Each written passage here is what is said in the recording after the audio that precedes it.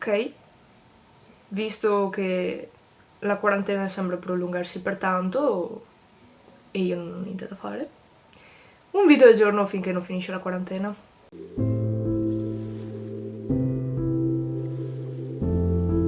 E boh. Sì, probabilmente ci sarà anche in mezzo qualche discorso del presidente Conte o Zaia, che ad esempio sta parlando in questo momento. Ma prima qualcosa di più importante e dovrei guardare l'obiettivo invece di guardare lo schermo lì a lato.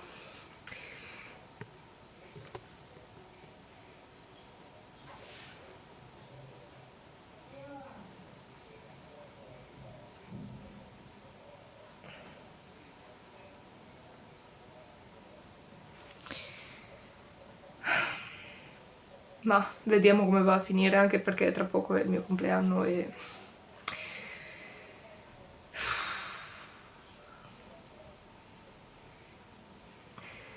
Avevo pensato tante cose da dire, ma adesso veramente non me ne viene in mente una, forse dovrei imparare a scrivermele.